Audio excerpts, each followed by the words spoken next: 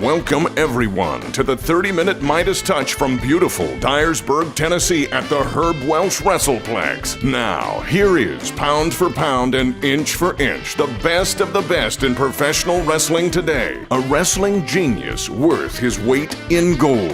The Golden Boy, Greg Anthony. Ladies and gentlemen, welcome to the 30-minute Midas touch. I hope you enjoyed my very humble intro that we have. As always, I am your host, the Golden Boy, Greg Anthony, and with me is my co-host, the Molotov Cocktail, Mark Tipton. Oh my goodness.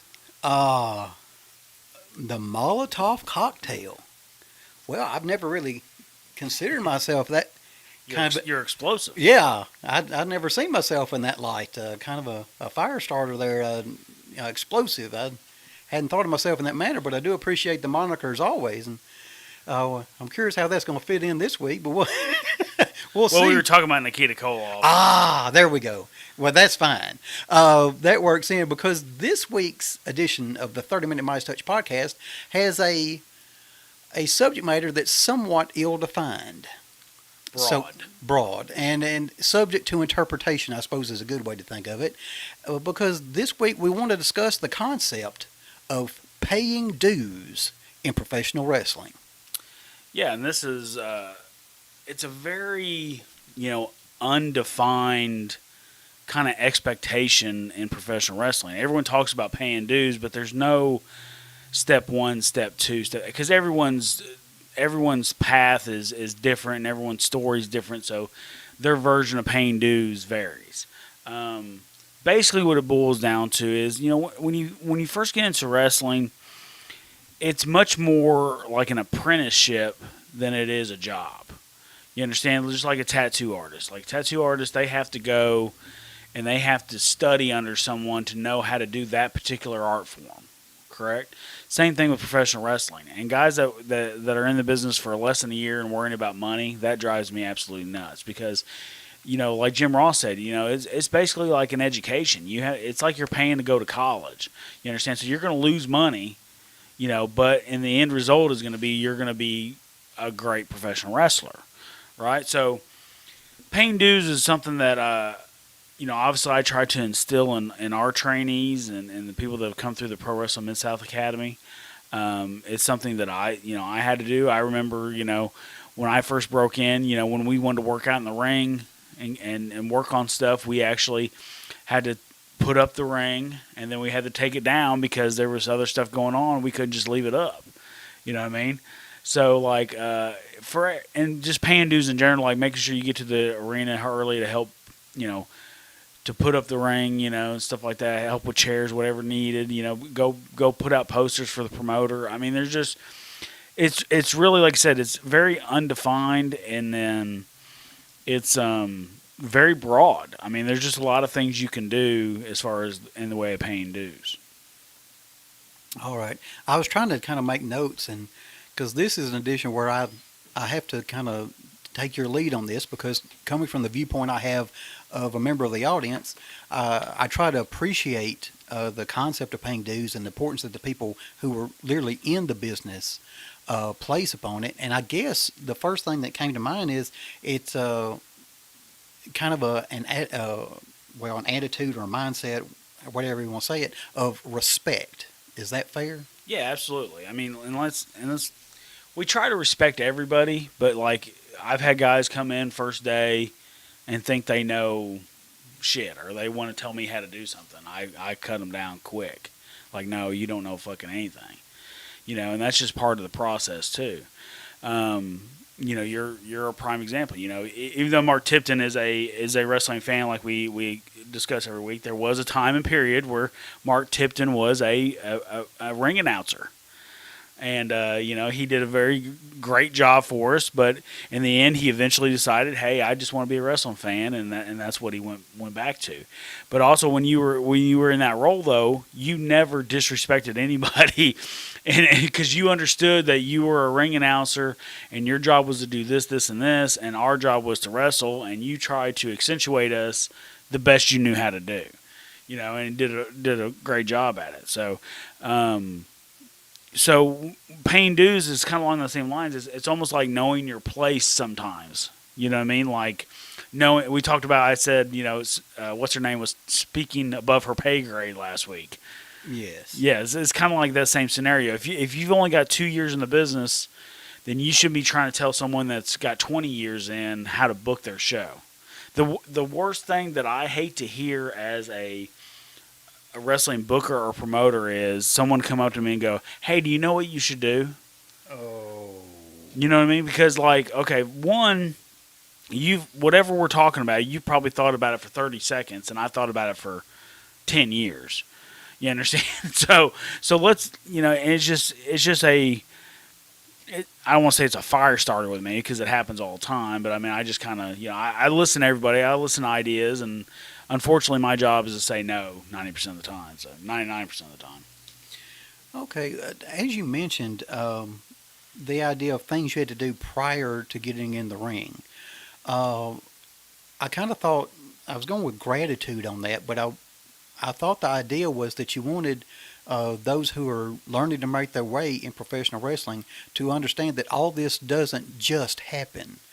There's a lot of work that has to go into preparing and being able to do what you want to do during the course of your match, but there's a whole lot that has to be done to make that happen. And maybe what you were required to do before getting in the ring was to make you cognizant of that.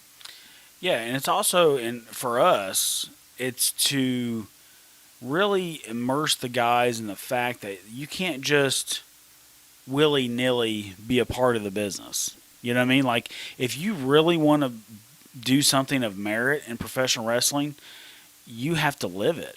You know what I mean? You have to live it. I don't think anyone can ever doubt, me living professional wrestling. I've always lived and breathed by it, and that's what you have to. It's not just one of those things you can do as a goof. Well, I'm gonna do this, in my spare time and do it. That kind of dedication doesn't work. That may work for building ships and bottles or whatever kind of hobby you want to have, but in professional wrestling, it doesn't work because it takes so much effort and so much time and things of that nature to be successful on any level. That it just doesn't compute. All right. Well, during the concept of time and this is where we're getting. I guess what I'm wanting to say is, it's not like there's a checklist. No. Okay, I accomplished this task that I check off my to-do list. Here's what I've done. Okay, now I've paid my dues. Yeah. There's nothing like that, and it's obviously there's. Like I've been wrestling 21 years, and wrestling promoter, booker, champion, whatever you want to talk about, right? But if I went to WWE tomorrow, I would start at the bottom of the totem pole, and I would have to pay dues to whatever I eventually became, And I think once they started working with me, they'd understand how much passion I have for professional wrestling and what we're doing. But for the most part, it's it's kind of and that's true anywhere you go. You understand? Unless you have a built-in rapport with the promoter and the booker before the onset, you understand you're going to have to go in there and you're going to have to eat some shit for a little bit to see what happens and see how it fits. And maybe they can get to a spot where you're a trusted member of the whatever, and then they can give you more opportunities. Okay. Well, I like that. You mentioned how if you went to work for Company X, it'd be like starting over, because that gets into, I was going to say, well, there's no set checklist and there's no particular time limit on this at all. No, you never stop paying dues. You never stop learning. You know what I mean? Even stuff like sometimes I relearn stuff. You know what I mean? Like stuff that I was big into 10, 15 years ago and I forgot about and I got back into it. Stuff like that. So I go back and revisit stuff, and definitely with 40-year-old eyes, versus 25-year-old eyes, things are completely different in that scenario too. A lot of the movies that I used to watch when I was a kid, I identified with the teenage character, And then now that I'm older, I identify with their dad. And like I completely get why. Okay, it's Principal Vernon on The Breakfast Club. I can completely understand why he didn't like John Bender, because me as like if a 17-year-old or 16-year-old talked to me the way John Bender was talking, I'd fucking get hot too. You understand? So like I understand all that kind of stuff now. So yeah, you never stop paying dues. Everything is about progression and learning and that kind of thing. It just it's when people use paying dues as a way to mistreat people. You understand? Like that's not our ultimate goal.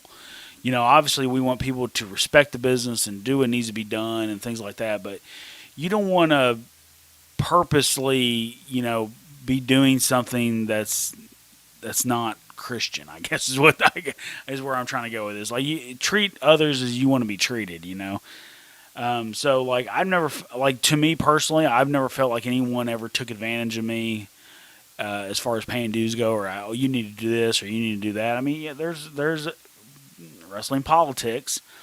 There's stuff you have to play out and see how it goes. But I mean, for the most part, I've had a pretty good run as far as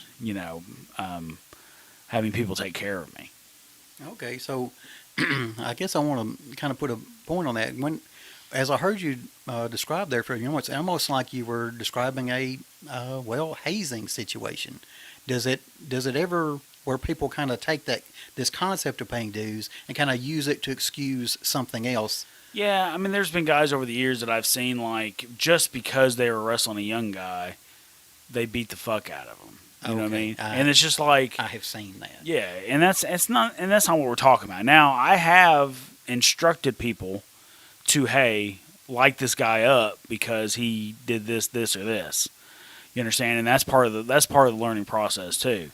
But if someone has done nothing, to warrant that, you understand? If they're just a good kid and they just, want to wrestle and someone's taking advantage of them, that's not right. And that's something we really, I'm really vocal about. Hey, motherfucker, that's not right. Don't do that shit.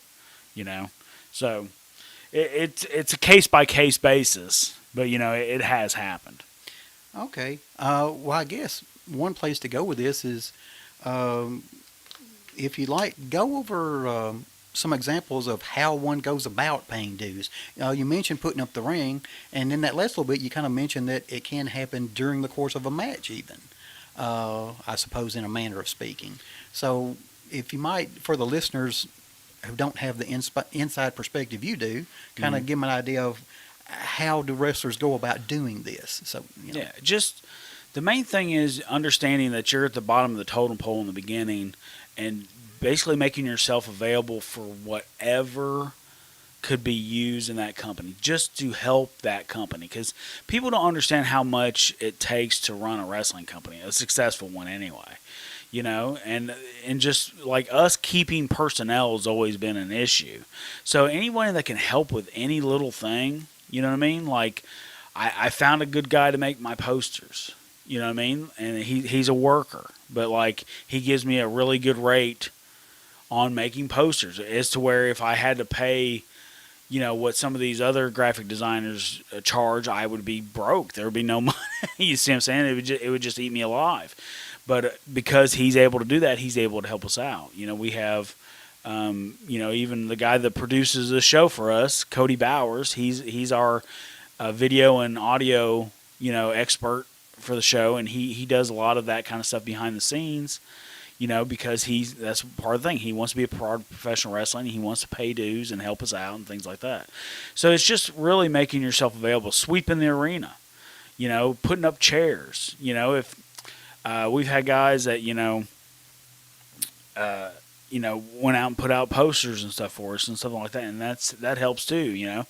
Because obviously me myself trying to do it, becomes it all falls on my shoulders, So anytime anyone can help me do anything, I really appreciate it.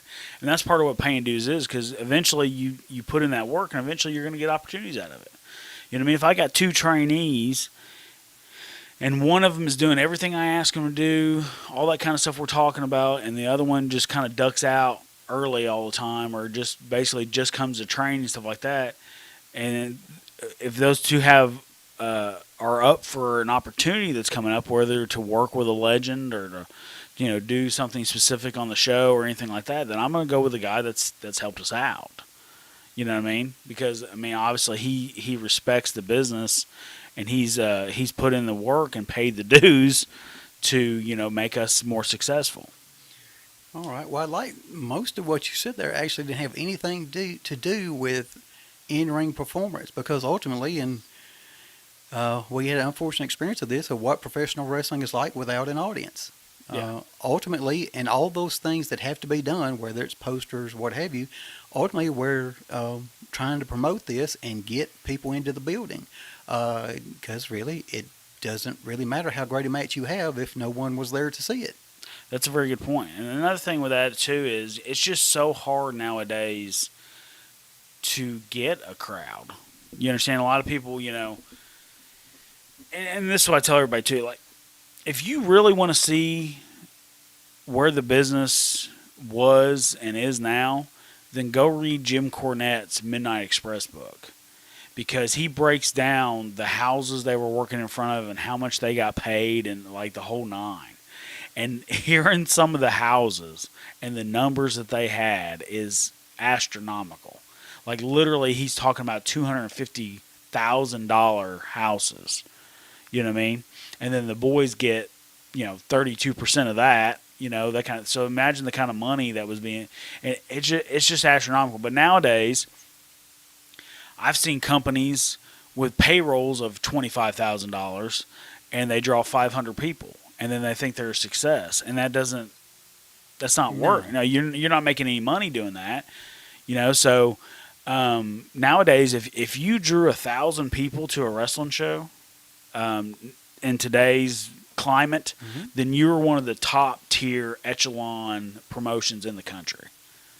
You know what I mean? Because most people don't do that. Even TNA, like I found out TNA, the most they ever drew was like 5,000 or 6,000. It was something really, like, I didn't even know that. But like once I heard the number, I was like, well, son of a bitch. And think about all the workhorses and all the, stud horses that they had during that period. You know what I mean? Kurt Angle, Booker T, Kevin Nash, Sting, Joe, AJ. I mean, like, how much more of a stacked roster could you get, and they only drew 5,000? Of course, that goes down to booking too. We've talked about that too. But well, yeah, that company did have some issues in that regard. I think it's fair to say. Do you think that's this is going to be a sidetrack. Do you think this is just a nature of our society? I've noticed, for instance, in pro sports in general, the ratings are down pretty much across the board. Where you look at the NBA Finals recently happened, and a number of other things, to where, and I've heard some projections on the Olympics where they were. And do you think it's just a kind of the entertainment has this is way off, but become fractured, you think? I think part of it is the fact that I don't know. Have they even determined how to really quantify all the ways people watch this stuff nowadays? Are we still on the Nielsen rating system from 1975? Well, I believe it still exists, but I think a lot of people have trouble because, for instance, the people who watch on DVR. When I watch pro wrestling, it really. Yeah, I don't watch anything. It's exclusively Yeah. On DVR now, and I know they only count so many days past the airing before it counts in the ratings, and I don't know exactly how you keep up with that precisely. Yeah, that's what I'm saying. Like, it's just, I'm sure there's an algorithm somewhere, but like, to me, it's like, yeah, the ratings are down, and obviously they're down, but also let's look at it from a realistic standpoint. How many people were watching it on YouTube? How many people were watching it through a streaming service of Right. some kind? How many people were watching? Like the Olympics, for instance, are available on my Peacock. So Yes. how does that factor in to the overall ratings? You understand? Now with YouTube, obviously you can see right there. Hey, Yeah, it's got views. it's got 5 million views. So we know that. But like my kids, like I saw my son Xavier has a YouTube channel. It's pretty successful. He has, almost 2 million, or he may have 3 million. I'm not sure. Anyways, he has millions of views on his YouTube channel, and like they talk about, well, I got this many in this many days, right? So like there's how many. As soon as I tell them how many views something has, they go, well, when was it published? Then I tell them, they're like, well, that's okay. Yeah. You know what I mean? So they base it on time and stuff like that. But Okay. I wonder how, if in wrestling, for instance, like how much are we actually seeing from, like I said, those other streaming services and social media and things like that. Okay. I do want to go back on, you mentioned about the type of attendance that was being drawn in times past, and I was thinking about, because this is a concept I'm mildly concerned about as professional wrestling at the national level begins to go back on the road, and at some point the non-televised events, they've been promised they will be returning, and I suppose they are. Because even before the pandemic, etc., I had heard often about the size of the crowds that even WWE was drawing for live events was a real concern for them. And I thought, if you have the name recognition of WWE coming to your town, and it's not drawing large number of people, that's a real concern for the future. Yeah, and that's what we're talking about. Like, it's just so hard to get a crowd these days, and it's because you're competing for every set of eyeballs, obviously, but it's also because we've diminished professional wrestling for the last 20, 30 years. You understand? We told everybody it was fake and phony, and like I've talked about before, like everyone thinks that every decision made is arbitrary. Ergo, what does it matter? You know what I mean? So, why should people care about it? Our thought process is, hey, let's make people care about it. Let's have good versus evil, which we know works. Let's have where it's a sporting contest based in realism, which we know works, right? Why are we trying to reinvent the wheel? And I really think it was because there was just this crop of guys of the blind leading the blind, teaching guys how to work that themselves didn't know how to work or make money or get over.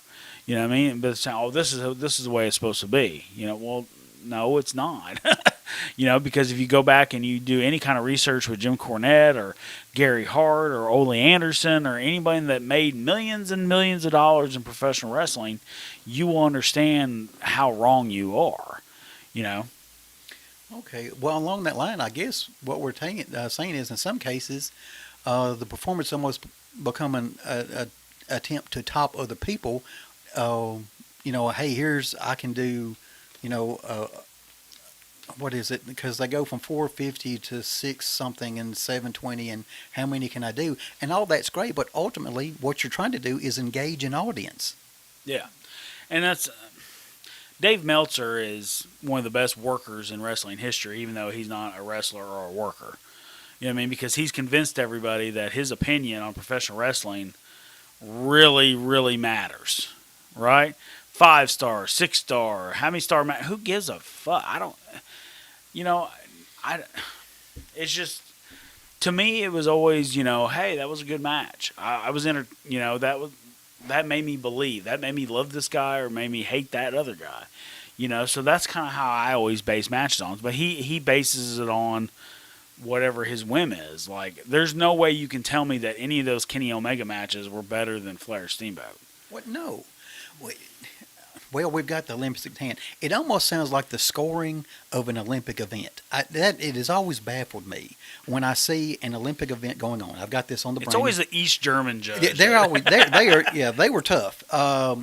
But it's like they would see someone perform a gymnastic event, whatever it is, and they say, well, okay, that one is a 5.7, but the one after it, which did basically the same thing, is a 5.2.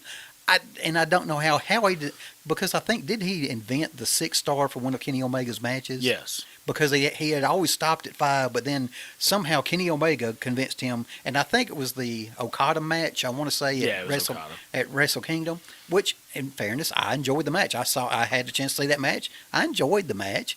I don't know how you decide, well, this is so fantastic, I'm going to reinvent my scoring system. But it's almost like that. I don't know. He kind of promoted himself off of that as much as he did Kenny Omega, I suppose. Yeah, I mean, and that's kind of been the whole concept of professional wrestling nowadays is everyone wants to work the boys. You know what I mean? Like, okay, but that's not really going to draw you any money. But that's really what they're predicating a lot of this stuff on. Like I said, the AEW Dark thing. The AEW Dark is solely there, in my opinion, to get all these local indie guys a place to come on and get beat by whoever, and then they share it, and then, oh, so-and-so was on AEW Dark. And it just like it creates this like little buzz, but it doesn't really go anywhere. You know what I mean? Like I said before, if they really, any company, if they really had any use for you, then they would protect you and not let you be seen or beat too soon. Okay. And going off that, I guess the idea is you can say, as you just kind of, it's something to put on a resume. You say, hey, this guy's coming to our town. He's made appearances on AEW Dark. Yeah. Just so you can put those letters associated with your name when you're coming to a new promotion, for instance. Okay. Yeah, and we've had several guys that have been on AEW Dark and things like that. But like I said, it's not, good for them. I'm sure they got a pretty good payday, or got some YouTube views and stuff like that. That's great. But I mean, in the overall concept of professional wrestling, are you really drawing money? Are you really helping your brand? Like I remember a former WWE guy, when he was in developmental, he told me that when they would call them up to do like the security roles and things like that, he would always try to almost like hide himself in the segment, because he didn't want to be seen as a security guard. He didn't want to be on national television as a security guard. He wanted to be a professional wrestler. And to me that's actually a good concept, because I want to project myself as a star. Okay. You understand? I want to project myself as a professional, right? So I don't want people, like, to me, like if I went to WWE tomorrow and they went, hey, I want you to play this EMT, like, why the fuck? But I mean, I understand it's a work and I understand it's television, but at the same time, like, I don't want to be an EMT. I want to wrestle. Okay. You know what I mean? Like, and I don't think, like, would they have done that with anybody? You know what I mean? Like back in the day, like Sting. Hey, Sting, we might go out there and be an EMT. Well, no. Yeah, see what I'm saying? Like, well, this is interesting. I had not considered that in this point, because as you were describing the situation, I know Daniel Bryan appeared as a security. Yeah. I remember CM Punk being on the side of John Cena's car during an entrance or something in Chicago. Yeah, the WrestleMania. Those sorts of things. The Chelsea Green, she did a segment where she accused Daniel Bryan of various things. But a lot of that stuff also too lends to the television aspect of professional wrestling, because like Victoria was in, the thing with Eddie Guerrero, and there's just stuff like that. And basically what that does is it points to professional wrestling is phony. This is fake, because obviously this person was this character here, but now they're this character here. And that's where WWE has always kind of lost me, is they went from a sporting thing to a movie thing, right? And we've talked about this before. If there's a kid that can throw a 103-mile-an-hour fastball, everybody in the major league knows who that kid is. Right. Right? And they're vying for position to get that talent. They will find him. Wrestling's really not that way anymore. Wrestling is a casting call. You understand? We're looking for this. You know what I mean? And that's kind of what's trickled down over the years, is that concept. Like, it doesn't matter how good you are or how great you could be if given a bigger stage. It only matters what they're looking for. If you're not 6'2", or got abs, or and if you have long hair like so and so, and they don't want you to have long hair, they're going to tell you to cut it. You know what I mean? Like it's very, very Hollywood in the sense of I need 30 to 40 white males with dark hair and a strong chin. You know what I mean? And then we get 200 guys like that, and they pick the one guy out of the 200 that they feel is the best. Yeah, that they will get behind. Well, and I do want to try to bring this back around, but basically, in all we're talking about and the various challenges that professional wrestling faces, I think what you're talking about is you're wanting those getting into professional wrestling to display a level of commitment to do what it takes to promote and expand and grow this business and make it thrive. Is that what you're getting at? And that's the thing too. Like if you're working for Company X and you help Company X become bigger and better, then you ultimately help yourself become bigger and better, right? And that's why I've always been a proponent of, I've always been kind of a company guy. Whoever I was working for, I tried to do the best business I possibly could. At the same time, trying to protect myself, which is always kind of a little, left hand, right hand action. But I mean, so yeah, you want to just build the company up as much as you can, so in turn you're a star as well. One of my not famous, but one of my trademark things is I call myself the best of the best. You know what I mean? And that came from Ripley, Tennessee, when I finally was the champion, and I said, "Hey, listen, I'm in the best company with the best talent, and I'm the champion." You know what that makes me? That makes me the best of the best. And in that one sentence, I put over the company, every wrestler in the company, myself, the title, and everything. So to me, there's no fat on that statement. You understand that statement, that one sentence made everybody. You understand? And that's what you want to try to do in a lot of cases. You want to build whatever you're doing up to be this I don't care what they're doing over here. This is what we're doing, and this is the more polished product, I guess. All right, and I believe our time is drawing near here, but basically it's just have an attitude of gratitude as a cliche as that may sound, and appreciate professional wrestling and what it takes to make it happen, and the people who make it happen.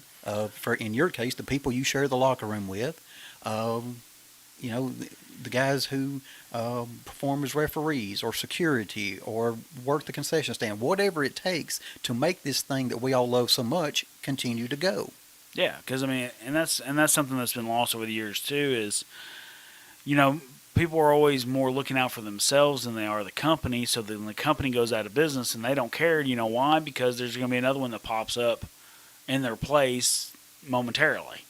You know what I mean? So like, to me, it's the company needs to make money to keep going, right? So if the company makes money, then you can make money too.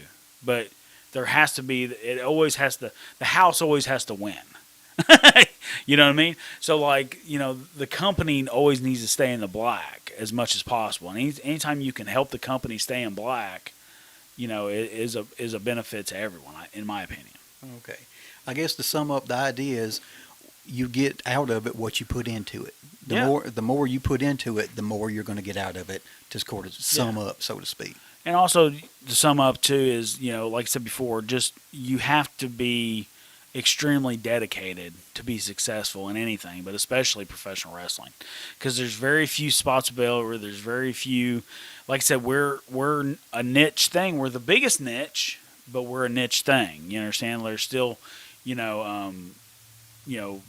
don't sell out Madison Square Garden for kite flying or shit like that. So we're still the biggest niche, but we're never going to be as big as music or the Major League Baseball or just the overall drawing power of all those things.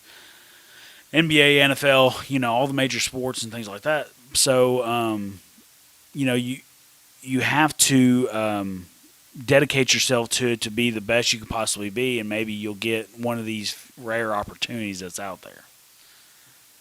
And I tell you from what you're saying, the payback for what you put in may not come immediately. No. It's gonna be a long, long time. Like I've been a professional wrestler 21 years, and I waited over 10 years before I even thought about running my own stuff because I just wasn't ready. You know what I mean? But a lot of people don't have that same concept. They think if they've got $3,000, they can go buy a ring, and then all of a sudden they're a wrestling promoter. There you go. And that's all they have to do because they, like we said, everyone says that all the decisions are arbitrary anyway, so why not, right? But that's not the way it works, and that hurts the business overall. Like you said, we're over our time, not that much this week with 34 minutes, right on 35. From your host, the Golden Boy, Greg Anthony, and from my co-host, the Molotov Cocktail, Mark Tipton. Thank you, and goodbye.